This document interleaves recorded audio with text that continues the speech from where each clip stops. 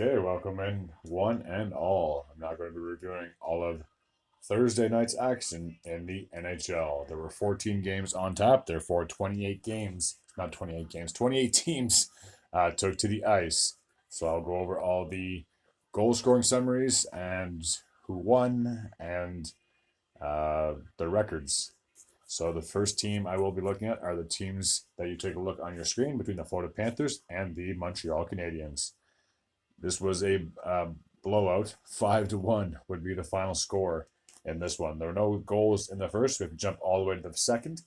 Just a lone goal to report. Barkov would kick things off, getting his seventh goal of the season, just 7 minutes and 7 seconds into that middle frame. So it was 1-0 in favor of the Panthers. It was even strength goal at that. Just 8 seconds into the third period, Sam Bennett would get his third goal this season, assisted by Connor Verhaeghe, an even strength goal. Evan Rodriguez would then get his fourth goal of the season, 3 minutes and 12 seconds into the frame, assisted by Reinhart, and Barkov, even strength goal. That would be 3-0.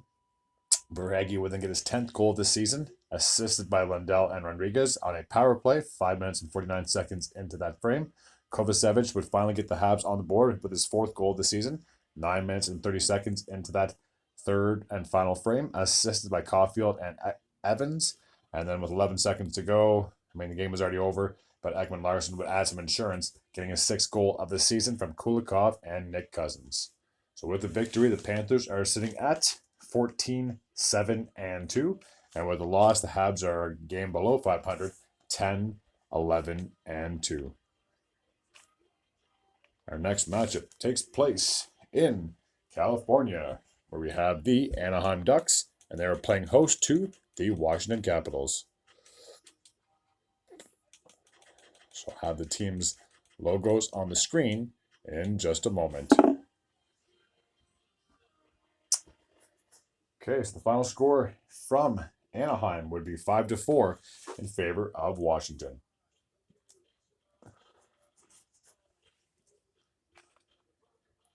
In the first, Mantha would get his fifth goal of the season, a minute and 27 seconds into the frame.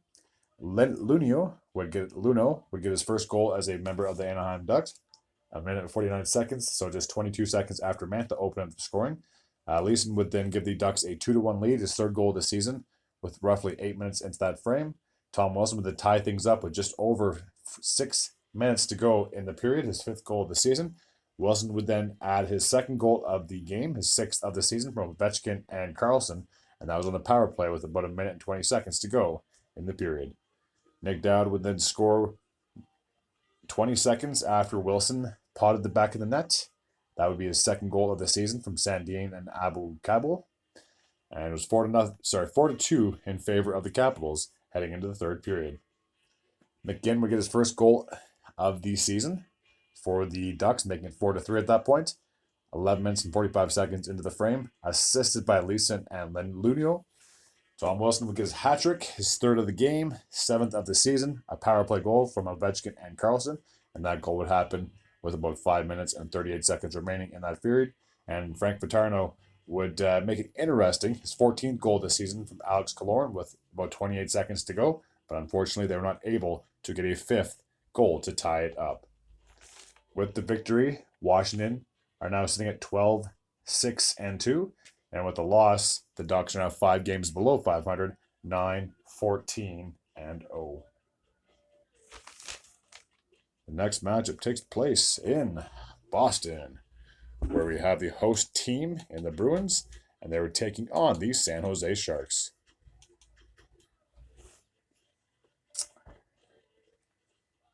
The Bruins would get a shutout in this matchup. 3-0 would be the final score. There were no scores in the first. We had to jump all the way to the second. A minute and 39 seconds into that frame, Heinen would open up the scoring, getting his third goal this season. An even strength goal from Poitras.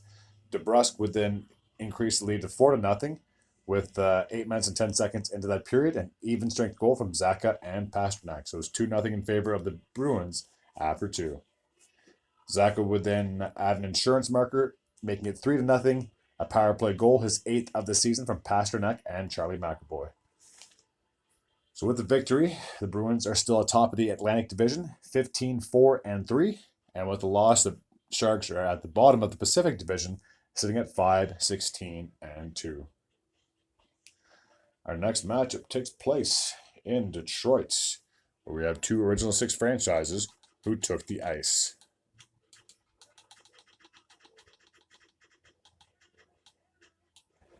The Red Wings played host to the Chicago Blackhawks. The final score in this one will be 5-1 in favor of the home team. JT Compher would kick things off with a short-handed goal 2.5 minutes into that opening frame, his fifth of the season from Kopp and Wallman. Reichel would tie things up on that same power play, less than a minute after Compher scored, assisted by Bedard and Korchinski. Fabry would then give the Red Wings a 2-1 lead, his sixth of the season from Wallman, and that goal would happen with just over 11 minutes to go in the frame. So it was 2-1 in favor of the Red Wings heading into the second period. Sherratt would increase the lead to 3-1, getting his second goal of the season. I apologize. Just over 5 minutes into that frame, an even strength goal from DeBrincat and Raymond. Compher would get his second goal of the game on a power play, his sixth of the season from Perron and Raymond, and his second of the game. So at that point, it was 4-1 in favor of the Red Wings. Jump all the way to the third, where Fabry would get his second goal of the game and his seventh of the season, assisted by Sprong and Sider, a power play goal with just over 9 minutes remaining in that period. And that is where we would stand at the end of this match. With the victory, the Red Wings are 12-7-2, and with the loss, the Blackhawks are now 7 games below 500. They're 7-14-0. I just want to make a quick little side note. So when I was reviewing yesterday's games, I did say Detroit had this same record. They actually were 12-6-2, and then now they're 12-7. No, sorry, they would have been 11-7-3. And now that they won, they're 12-7-3. So that's my mistake. So yesterday, 11-7-3. After they beat the Blackhawks, 12-7-3. All right. Our next matchup takes place in Philadelphia, where we have the host team in the Flyers, and they are playing host to the New Jersey Devils. So two teams from the Metropolitan Division duking it out for 2 points.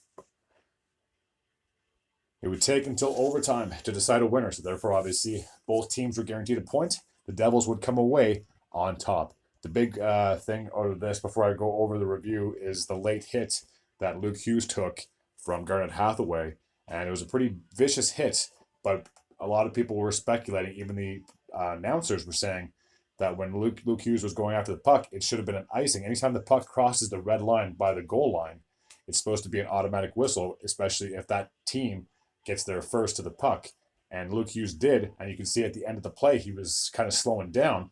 Hathaway hit him, and as he was hitting, that's when the referee blew the whistle. He ended up getting a 5-minute game misconduct, and was gone for the game. So it could have all been avoided had the referees blown the whistle on time. Therefore, Luke Hughes could have been injury-free, but unfortunately, he did pay the price. But with that being said, his team would prevail as the victors in overtime. Holtz would kick things off in the first, getting his 7th goal of the season from McLeod and Miller, 3 minutes and 10 seconds into the opening period. An even strength goal. Jack Hughes, his brother, would get his 8th goal of the season from Toffoli and Mercer, and that goal would happen with about 4 minutes and 48 seconds to go in the frame. So it's 2-0 in favor of the Devils after 1. Just a lone goal in the second. Frost would get the Flyers on the board on a power play with about 8 minutes and 11 seconds to go in that frame, assisted by Konechny and Cam York. Tyler Toffoli would increase the lead for the Devils 3-1, getting his 12th goal of this season, a power play goal, assisted by Hischier and Jack Hughes, 4 minutes and 31 seconds into that frame. Sean Walker would score with exactly 5 minutes to go to decrease the lead to 3-2, his 4th of the season from Couturier and Konechny. And with 51 seconds remaining, Forster would tie things up, getting his 2nd goal of the season, a power play goal from Lawton and Brink. Now, I did mention how Luke Hughes did get hurt, so it's kind of like a redemption story. In overtime, he would get the game-winning goal just 28 seconds into the frame, assisted by his brother Jack and Hischier. So despite taking the vicious hit that he took from Hathaway, he would end up getting the game-winning goal. So a bit of a redemption story for me. or for Luke. So with the victory, the Devils are now 2 games above 500, 11, 9, and 1. And with the loss, the Flyers are pretty much with them in the standings, 11, 10, and 2. All right. The next matchup takes place in Tampa Bay, where we have the home team Lightning, and they are playing host to the Pittsburgh Penguins. The Penguins would prevail in this one. The final score would be 4-2. Stamkos would kick things off, getting his 10th goal of the season, an even strength goal, 9 minutes and 6 seconds into that first period, assisted by Hedman and Kucherov. Janot would then increase the lead to 2-0, a power play goal, just 3.5 minutes after Stamkos scored, his 5th of the season from Sergachev and Kucherov. So it was 2-0 in favor of the Bolts heading into the second period. Crosby would get the Penguins their first goal of the game, his 14th of the season from Gensel, and that would be an even strength goal with roughly 9 minutes in that period. O'Connor would get a late goal, 36 seconds to be exact, left in that frame, his 2nd of the year from Malkit and Letang. So it's all tied up at 2 heading into the third period. Jeff Carter, you probably haven't heard that name all year because that's his first goal of the year. We're almost in December, and he finally scored his first goal of the season. Assisted by Nieto and Pettersson, an even strength goal, 2 minutes and 49 seconds into that frame. And then, believe it or not, we had a goalie get an empty net goal. So with just 1 minute and 8 seconds, Tristan Jarry would get his first goal, and it's very scarce for goalies to score. So that would increase the lead to 4-2, and that's where we would stand at the end of this match. With the victory, the Penguins are now sitting at 11, 10, and 1. And with the loss, the Lightning are 10, 9, and 5. Our next matchup takes place in Toronto, where we have the host team in the Maple Leafs, and they are taking on the Seattle Kraken. This game would take a shootout to decide a winner, so therefore both teams were guaranteed a point. The Leafs obviously got the extra point with the shootout victory. Marner, who had a pretty big game, to say the least, would kick things off in the first 6 minutes and 34 seconds into the frame, his 6th of the season from Nylander and Matthews, a power play goal. It was 1-0 for the Leafs heading into the second. We're a big surprise. Marner will get his second goal of the game just 21 seconds into that second frame, assisted by Matthews and Timmins. McCann would finally get the Kraken on the board with a power play goal, 3 minutes and 37 seconds into that frame, his 10th of the season from Bjorkstrand and Everly. And Marner would get a hat trick, his 8th of the season, assisted by Jake McCabe with 4 minutes to go in that frame. So it's 3-1 in favor of the Leafs heading into the third. 6 minutes and 15 seconds into the third period, Tolvanen would score for the Kraken, assisted by Cardle and Larson, an even strength goal. And then McCann would get his second goal of the game, his 11th of the season, from Wenberg and Schultz with about 6.5 minutes to go in that frame. There were no goals to report in overtime. It would take until the shootout to decide a winner, where Austin Matthews, big surprise, Mr. Maple Leaf himself, would get the game-winning goal. With the win, the Leafs are 12, 6, and 3. And with the loss, the Kraken are 2 games below 500, 8, 10, and 6. All right. The next matchup takes place in Carolina. So 2 teams from the Metropolitan Division took to the ice in Raleigh. So I'll have the team's logos on the screen in just a moment. And there we go. So the final score on this one would be 5-4 in favor of the Islanders. It would take until overtime to decide a winner. So just as always, each team was guaranteed a point. And obviously the Islanders got the overtime winner, so they had 2 points gained. Chatfield will kick things off for the in the first for the Carolina Hurricanes, his second goal of the season from Bunting and Orlov, 8 minutes and 8 seconds into that frame. With exactly 2 minutes to go in the period, Horvat would get his 7th goal of the season from Barzal and Lee, an even strength goal, so it's all tied up at 1 after 1. Jordan Staal will get his second goal of the year, 2 minutes and 1 second into the second, assisted by Martinook and Slavin, so it's 2-1 in favor of the Hurricanes at that point. Holmstrom would get his 6th goal of the season from Pajot with 4 minutes to go in that frame, a short-handed goal at that. Engvall would then give the Islanders a 3-2 lead with just under 2 minutes to go in that frame, assisted by Barzal and Dobson. So it's 3-2 in favor of the Islanders heading into the third. Drury, just 39 seconds into that third period, would get his second goal of the season from Nosen and Nicic. Palmieri would get a power play goal of 6 minutes and 41 seconds into that final frame, assisted by Dobson and Barzal. And then it looked like the Islanders were going to squeak this game out in regulation, but with just 3 seconds to go, Sebastian Aho would pot the game-tying goal, his sixth of the season from Jordan Staal and Brent Burns. 2 minutes and 40 seconds.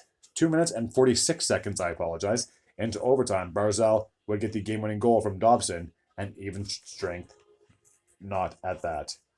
So with the victory, the Islanders are sitting at 9-7-6, and with the loss, the Hurricanes are still 5 games above 500, 13-8-1. All right, now off to Tennessee, the Music City, where we have the host team and the Nashville Predators, and they're taking on the Minnesota Wild.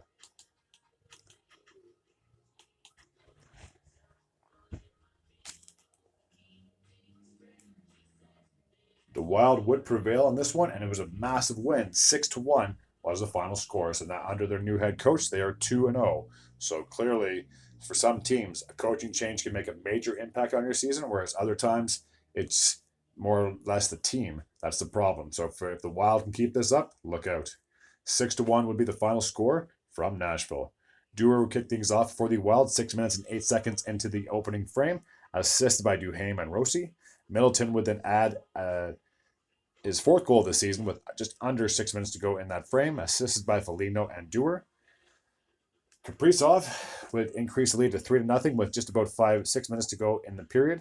Sorry, I apologize. I looked at the wrong one. So 31 seconds after Middleton made it 2-0. Wow. Kaprizov would then increase the lead to 3-0, a seventh of the season from Zuccarello and Spurgeon, and that would be a power play goal. So it's 3-0 in favor of the Wild after 1. Pat Maroon would get his third goal of the season from Golgowski and Gaudreau a minute and 43 seconds into that middle period. Dewar would then get his second goal of the game, his fourth of the season, 11 minutes and 12 seconds into that frame, assisted by Kaprizov. 5-0 is where we stood after 2. Parsonen would finally get the Predators on the board in the third, his fourth of the season from McDonough and Evangelista. 2 minutes and 37 seconds into that frame. And then Dewar would get a hat trick, his fifth of the season, from Lettieri and Bogossian with 9 minutes and 47 seconds into that frame. And that is where we would stand at the end of this one. 6-1 is the final score. So with the victory, the Wild have now won 2 in a row, 7-10-4. And with the loss, the Predators are back to 500, 11-11-0.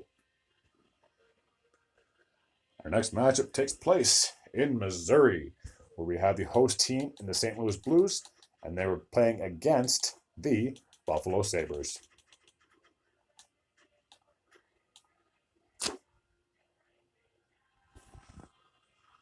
So you should see the team's logos on the screen.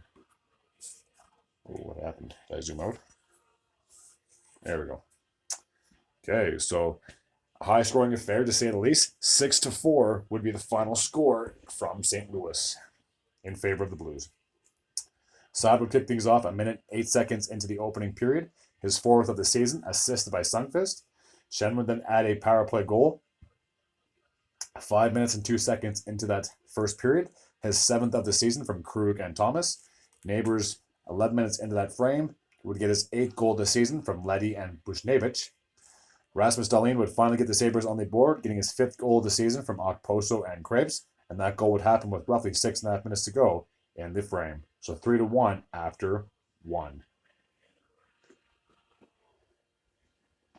Benson would get his second goal of the season, and that would be the second goal of the game for the Sabres, assisted by Cousins, 6 minutes and 10 seconds into that frame. Krebs would then finally tie the game with just about 11 minutes into that period, his first of the season, assisted by Dahlin and Greenway. With just under 7 minutes to go, Hayes would then pot the puck in the back of the net, getting his fifth goal of the season from Kyrou and Schenn. And speaking of Schenn, he would then get his eighth goal this season, 24 seconds after Hayes scored, Shen would add an insurance 5-3, his 8th of the season from Kyrou and Hayes. So 5-3 after 2. Neighbors in the third, 4 minutes and 38 seconds, would get his 9th goal of the season from Buchnevich and Falk. And then Peterka would get his 10th goal of the season for the Sabres, making it 6-4 at that point, with about 3 minutes and 18 seconds to go in the game, assisted by Cousins and Benson. That is where we would stand at the end of this one. With the victory, the Blues are 12-9-1, and with the loss, the Sabres have fallen below 500, 10-11-2 so far.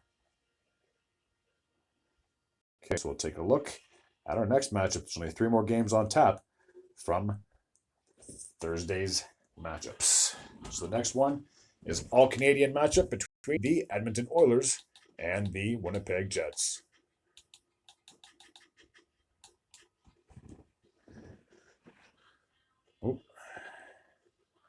There we go. So the final score on this one would be 3-1 in favor of the Oilers.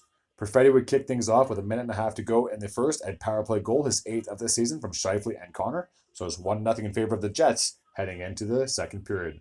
There were no goals to report in the second. We have to jump all the way to the third with 6 minutes and 49 seconds remaining. Nurse would tie things up with getting his 4th goal of the season from McLeod and Janmark. Draisaitl would add a late power play goal with 2 minutes and 13 seconds to go, his 10th of the season from McDavid and Bouchard. And then McLeod would get an empty net goal, his 1st of the season from Hyman and Ceci. So with the victory, the Oilers are 9-12-1. And despite the loss, the Jets are still 4 games above 500, 12-8-2. Our next matchup takes place in the Central Division, where we have the Arizona Cardinals. Oh my gosh, Arizona Coyotes, and they're playing against the Colorado Avalanche. So the best and the 4th best team in that division took to the ice. It would take until overtime to decide a winner. 4-3 would be the final score on this one in favor of the Coyotes. So Cale Makar would kick things off. 29 seconds to go in that frame. A power play goal from Rantanen and Nichushkin, his 7th of the season. So it was 1-0 in favor of the Avs after 1. Tyler Boyd would get his 2nd goal of the year, assisted by O'Brien and Moser, 3 minutes and 3 seconds into that frame. Wood would then give the Avalanche a 2-1 lead, his 4th goal of the season from Jones and Colton, 4 minutes and 44 seconds into that middle frame.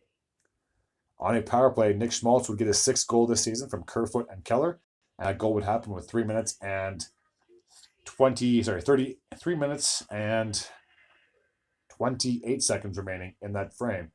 And that's where we would stand after 2 is all tied up at 2. Carcone, 1 minute and 8 seconds into the frame, would get his 10th of the season from Stetcher and Kesterling. McKinnon would get a power play goal with just under 9 minutes to go in the period, his 8th of the season from Makar and Rantanen. So we're all tied up heading into overtime. With 21 seconds to go, Nick Bustad will get the game-winning goal, his 5th of the season. So 4-3 is where we stand at the end of this match. With the victory, the Arizona Coyotes are 11-9-2, and despite the loss, 15-6-1 is where Colorado sits at the end of this match. Okay, so now just one more game to go and cover, and that is in the province of Alberta, where we have the Calgary Flames, and they're taking on the Dallas Stars. So yet another game that needed extra time. 4-3 would be the final score in favor of the Flames. Harley would kick things off in the first, getting his 4th goal this season from Pavelski and Robertson, 4 minutes and 51 seconds into that frame. Tanev would tie things up with just under 12 minutes to go in the period, his 1st of the season from Majapani and Gilbert. Hanifin would then score with 4.5 minutes to go, getting his 5th goal of the season from Coleman and Backman, making it 2-1. And then with exactly a minute to go in that frame, Marchment would tie things up, getting his 5th goal of the season from Heiskanen and Sagan. There were no goals to report in the second, so we have to jump all the way to the third. Marchment, 1 minute and 49 seconds into that third period, would get his 6th goal of the season. There were no assists on his play. And with 2 minutes and 41 seconds to go, Uyghur would get his 6th goal of the year, assisted by Huberdeau to tie things up at 3. In overtime, Nazem Kadri would get his 5th goal this season from Huberdeau and Jacob Markstrom, 1 minute and 1 second into that extra frame. So Calgary would come away with the victory. And with that, they are now back to 500, 10, 10, and 3. And despite the loss, the Stars are still one of the better teams, 13, 5, and 3 at the end of this match. As always, if you do videos on the daily, please feel free to hit the sub button. I'd be very grateful and very appreciative, especially if you're new to the channel. As always, take care.